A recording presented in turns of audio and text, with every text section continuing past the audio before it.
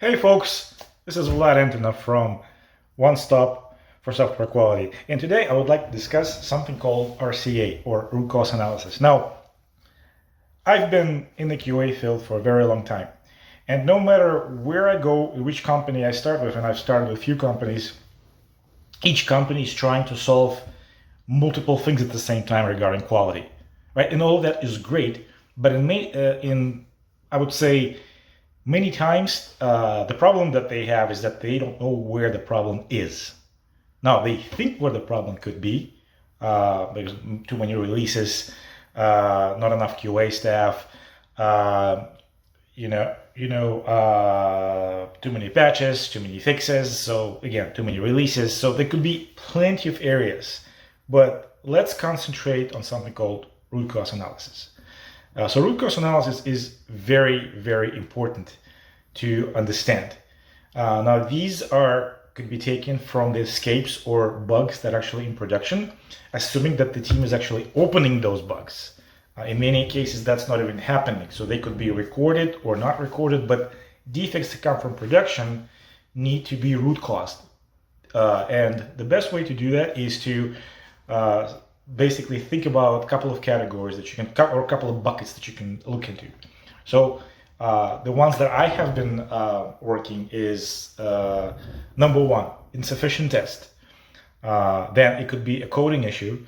It could be design, requirements, external, which is a very interesting category itself, and maybe user error.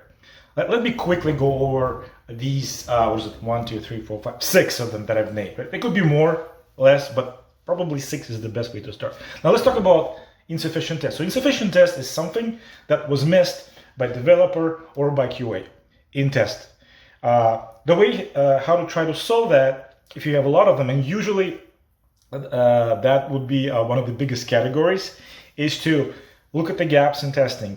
How does the product gets through its life cycle? Do engineers test it? And how they test it? They probably have to use the unit test, integration test, whatever, automated way. Now in QA, are there automation tests? Is there a manual test? Is there a gap in testing?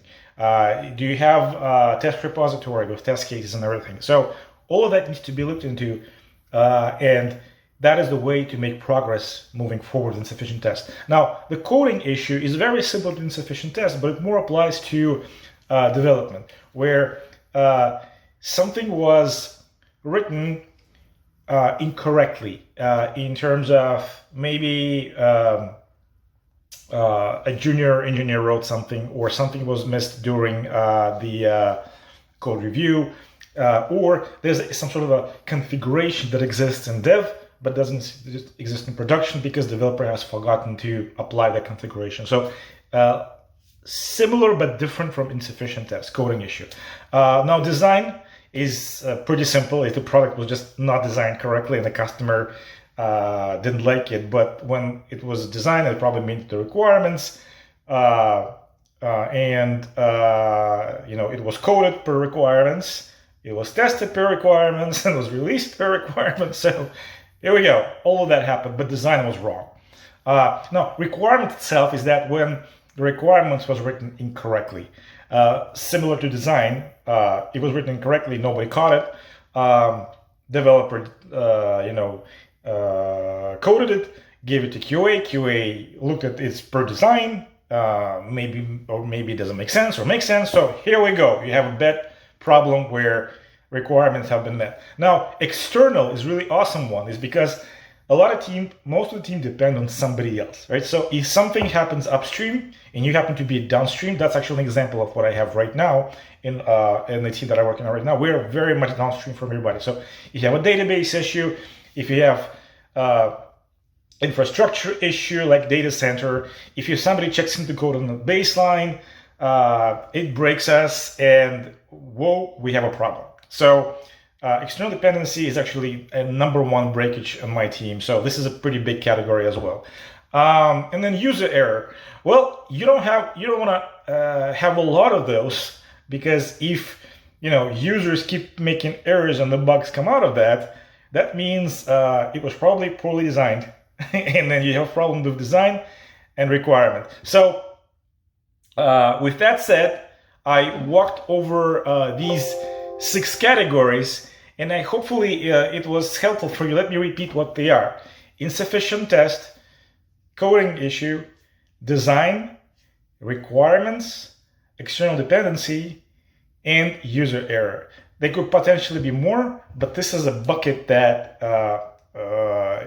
we really want to concentrate. I talked about insufficient test. So now coding issue. So if you have a coding issue problem, it's probably something that engineering managers need to work with their team on and understand, where the gaps are, and make sure that what is being tested is being deployed to production. So usually that is solving that problem most of the time. Then if you're getting into design, well, you really need to talk to project management and the requirements. So design and requirements are really a PM area. And if you have a lot of defects that have that problem, then you really want to involve your project management or product manager actually to look into that and basically point out where the problems were. So this is something that neither QA or development can fix. Now, external dependency is another thing that you have very little control of, except reaching out to the teams and hold postmortems with them when critical issues happen. But if you have a really big bulk of defects coming to a specific team, and that's very important. When you have external dependency, you want to identify the team that broke you. And if you have specific teams that break you, you need to work with those teams so that they can understand better what the problem is and then test their code better, work with their QA, work with their engineering manager, right? So that's how you handle external dependency. Now, the user error, as I said, is very hard to handle, and usually if you have a user error, you most likely have a problem with your design and or your requirements. So again, those ones need to be looked at by a product or a project manager, whoever has that. So there's nothing that the engineering or QA can do. So I hope that this was very helpful for you. Stop by on my channel to see more helpful hints and helpful QA videos. Subscribe and like, and until next time. Single stop for software quality. I'm Vlad Antonov.